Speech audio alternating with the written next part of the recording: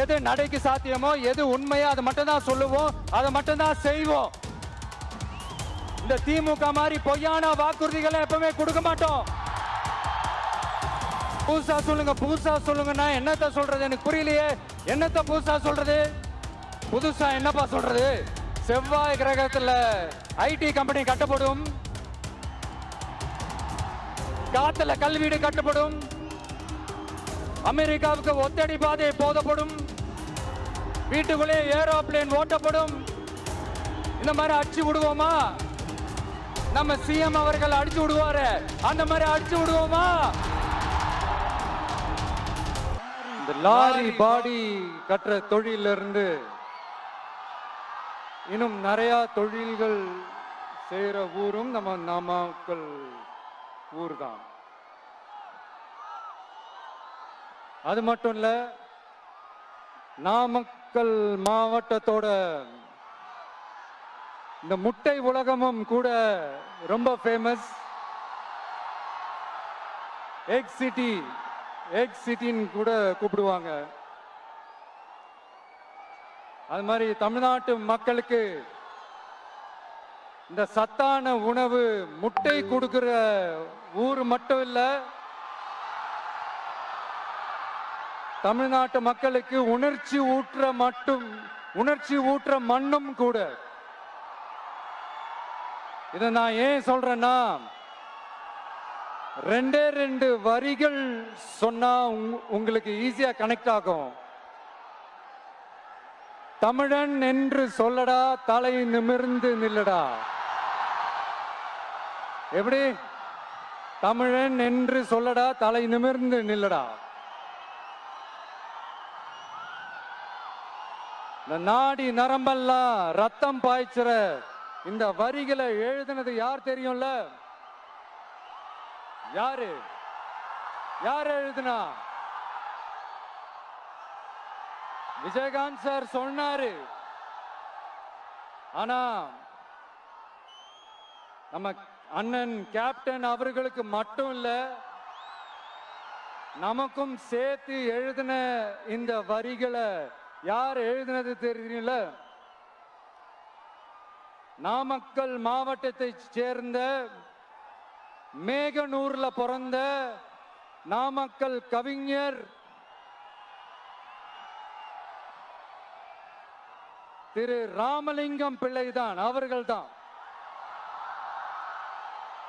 அடுத்து தமிழ்நாட்டு மக்களுக்கு இந்த இடஒதுக்கீடு உரிமையா வழங்கினதும் இதே நாமக்கல் மாவட்டத்தை சேர்ந்த திருச்செங்கோடு பகுதியில் இருக்கிற ஒருத்தர் தான்.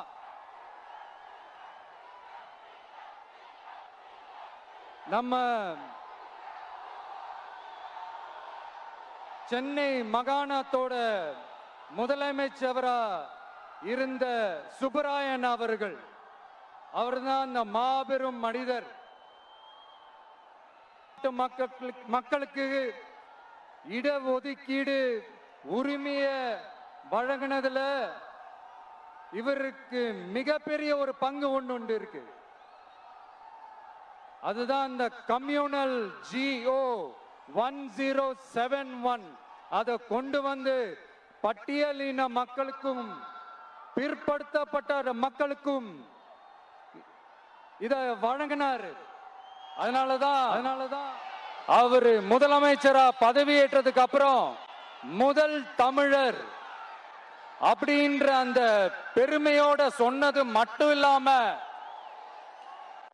இதே நாமக்கல்ல அவருக்காக ஒரு மணிமண்டபம் கட்டுவோம்னு வாக்குறுதி நம்பர் 456 கொடுத்தது யாரு?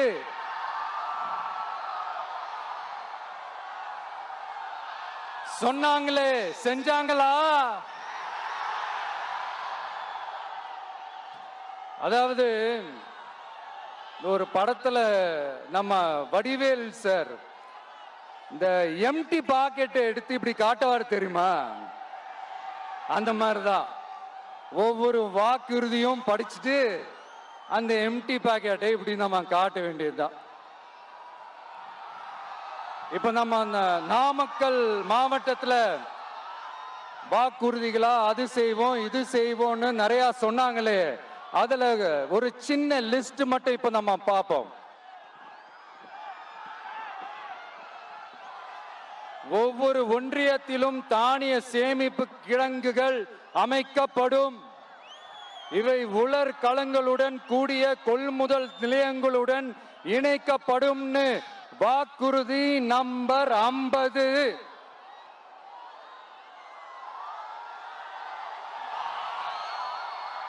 கொப்பரை தேங்காயை தமிழக அரசே கொள்முதல் செய்யும். அதிலிருந்து தேங்காய் எண்ணெயை உற்பத்தி செய்து நியாய விலை கடைகள் மூலம் விற்பனை செய்ய நடவடிக்கை எடுக்கப்படும். வாக்குறுதி நம்பர் 66.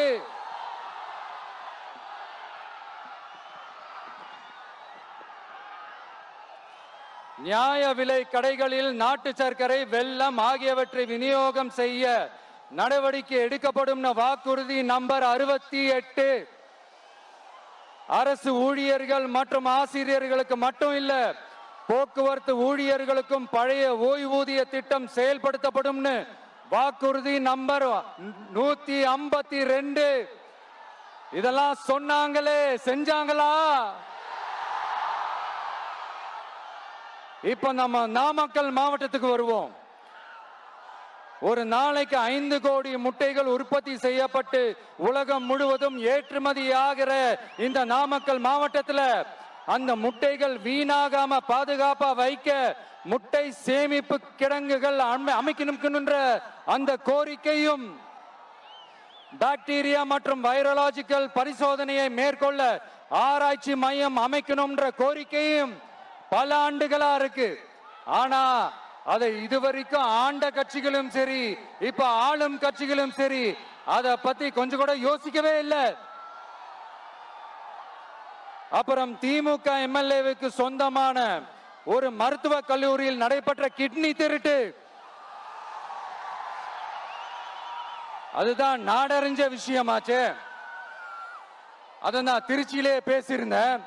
ஆனா அதுல நம்ம நாமக்கலை சேர்ந்தவங்க தான் அதிகமா பாதிக்கப்பட்டிருக்கிறதா சொல்றாங்க. அதிலும் குறிப்பா விசைத்தறியில் பணிபுரியும் ஏழை பெண்களை குறிவைத்து அந்த கிட்னி திருட்டு நடந்திருக்குன்னு சொல்றாங்க.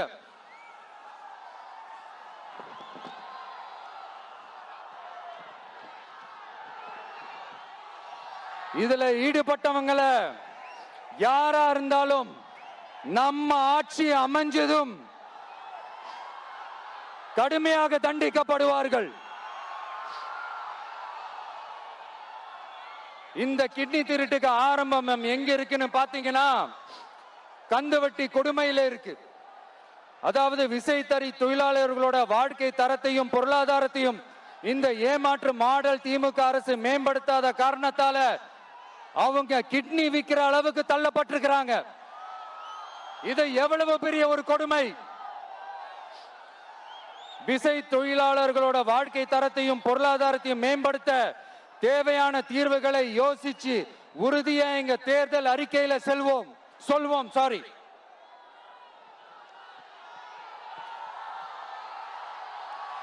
நான்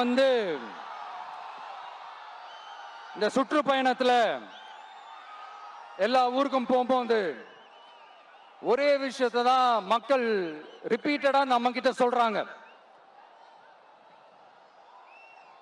அடிப்படை சாலை வசதி, குடிக்க நல்ல குடிநீர், ஒரு நல்ல மருத்துவ வசதி இல்ல, நல்ல டாக்டர்ஸ் இல்ல, பெண்கள் பாதுகாப்பு. இதத்தான் அவங்க கேட்கிற இந்த அடிப்படை விஷயங்கள். அவங்க பெருசா எதுவுமே கேட்கறது இல்ல. என்னப்பா இந்த விஜய் எங்க போனாலும் கேள்வியா கேட்கிறாரு, இவர் வந்தா என்ன செய்வாருன்னு கேட்டதுக்கு 2 இடத்துல அதுக்கான விளக்கத்தை ஒண்ணு சொன்னோம். கல்வி, ரேஷன், மருத்துவம், குடிநீர், அடிப்படை சாலை வசதி, மின்சாரம், போக்குவரத்து, பெண்கள் பாதுகாப்பு, சட்டம் ஒழுங்குன்னு இந்த மாதிரி அடிப்படை விஷயங்கள்ல எந்த சமரசமும் இல்லாம கரெக்டா செய்யப்படும் சொன்னோம். இதைத்தானே எல்லாரும் சொன்னாங்க. அதே தான் இவரும் சொல்றாரு. இவர் என்ன புதுசா என்ன சொல்லிட்டாரு? புதுசா எதுவுமே சொல்லலையே.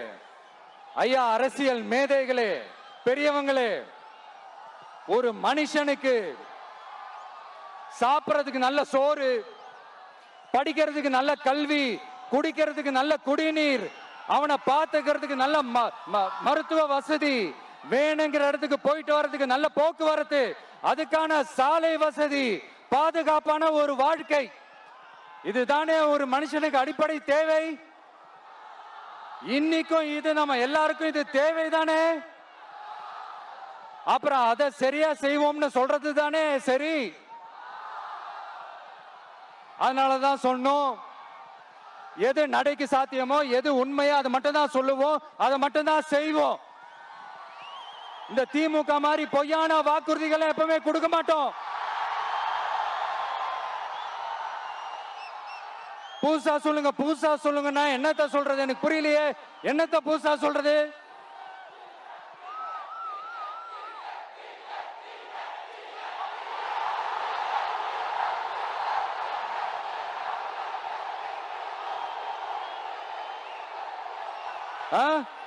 புதுசா என்னப்பா சொல்றது?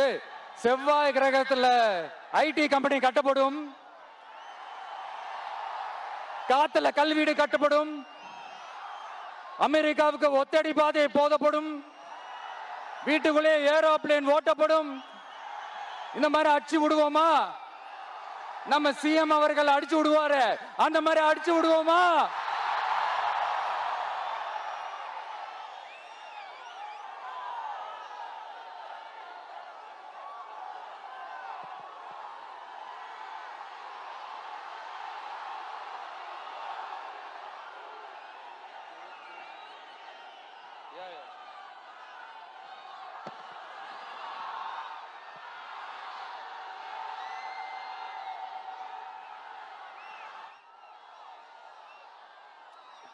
நான் ஏற்கனவே சொன்னதை தான் இங்க நான் திரும்பவும் சொல்றேன். ஒண்ணு, இந்த பாசிச பாஜக அரசோட எப்பவுமே நாங்க ஒத்து போக மாட்டோம். ஒண்ணு. ரெண்டாவது, இந்த திமுக அரசு மாதிரி அண்டர் கிரவுண்ட் டீலிங், மறைமுக உறவுக்காரர்களா இந்த பாஜகவோட எப்பவுமே நாம இருக்க மாட்டோம். ரெண்டு. மூணாவது, மூச்சுக்கு முன்னொரு தடவை அம்மா அம்மா அம்மான்னு சொல்லிக்கிட்டு ஜெயலலிதா மேடம் சொன்ன அந்த விஷயத்தை டோட்டலா மறந்துட்டு ஒரு பொருந்தா கூட்டணியா ஒரு கூட்டணியை ஒண்ணு அமைச்சுக்கிட்டு கேட்டா தமிழ்நாட்டோட நலனுக்காக இந்த பாஜகவோட கூட்டணி வச்சிருக்கோம்னு சொல்லிக்கிறாங்களே, அவங்கள மாதிரியும் நாம இருக்க மாட்டோம். இல்ல, நான் தெரியாம தான் கேக்குறேன். இந்த பாஜக அரசு தமிழ்நாட்டுக்கு என்ன செஞ்சிட்டாங்க? நீட்டை ஒழிச்சிட்டாங்களா? கல்விக்கு தேவையான அந்த நிதியை முழுசா கொடுத்துட்டாங்களா? இல்ல தமிழ்நாட்டுக்கு தேவையான எல்லா விஷயங்களையும் தான் சரியா செஞ்சிட்டாங்களா? அப்புறம் எதுக்காக இந்த சந்தர்ப்பவாத கூட்டணின்னு நான் கேட்கல. புரட்சி தலைவர் எம்ஜிஆர் அவர்களோட உண்மையான தொண்டர்கள் அவங்க கேக்குறாங்க. சரிப்பா, அவங்க கூட்டு பொரியல் அப்பளம்னு எதையாவது கிண்டிக்கிட்டோம், நமக்கு எதுக்கு? மக்களே, இன்னொரு முக்கியமான விஷயம், இத கவனமா கேளுங்க. அதிமுக பாஜக நேரடி ஒரு உறவுக்காரர்கள்னு எல்லாருக்குமே தெரியும். அவங்களோட கூட்டணி மேல மக்களுக்கு எந்த ஒரு நம்பிக்கையும் இல்லைன்னு எல்லாருக்குமே தெரியும். ஆனா அட் த சேம் டைம் இந்த திமுக குடும்பம் இந்த பாஜகவோட அண்டர் கிரவுண்ட் டீலிங், மறைமுக உறவுக்காரர்களா இருக்காங்கன்றது தயவு செஞ்சு மறந்துடாதீங்க. வரப்போற தேர்தல், அடுத்த வருஷம் வரப்போற தேர்தல் நீங்க திமுகவுக்கு ஓட்டு போட்டீங்கன்னா அது பாஜகவுக்கு ஓட்டு போட்ட மாதிரி.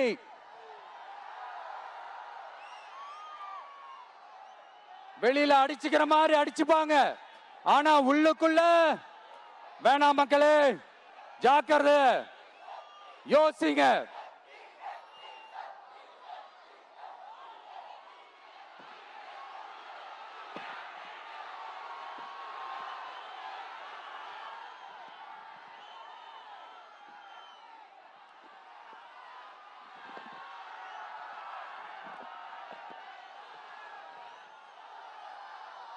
அதனாலதான் மறுபடியும் சொல்றேன், திரும்பவும் சொல்றேன், 2026ல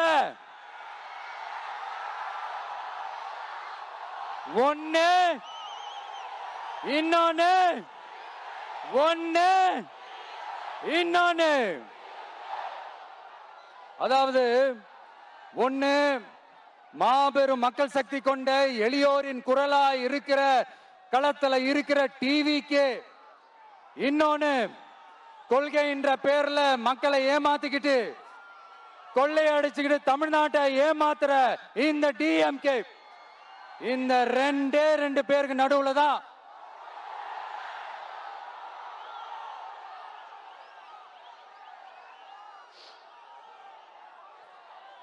இப்படி ஒரு மோசமான ஒரு ஆட்சியை கொடுக்கறாங்களே. இந்த திமுக அரசு மறுபடியும் ஆட்சிக்கு வரணுமா? உங்க உண்மையான மக்களாட்சி, மனசாட்சி உள்ள மக்களாட்சி, உங்க நம்ம டிவிக்கு மறுபடியும் ஆட்சி அமைக்கணுமா? சாரி, இப்ப ஆட்சி அமைக்கணுமான்னு கேட்டேன். சாரி. நண்பா, நண்பி, தோழா, தோழி, என் மேல இவ்வளவு நம்பிக்கை வச்சிருக்கிறீங்களா? என்ன இவ்வளவு நம்புறீங்களா? பார்த்தலாம், ஒரு கை பார்த்தலாம். சத்தியமா சொல்றேன், நானும் ஒரு 2-3 வாரத்துக்கு முன்னாடி என்னமோ ஏதோ நினைச்சேன். பார்த்தலாம், சத்தியமா பார்த்தலாம். கான்பிடண்டா இருங்க மக்களே, நல்லதே நடக்கும், வெற்றி நிச்சயம். மீண்டும் சந்திக்கும் வரை நன்றி, வணக்கம்.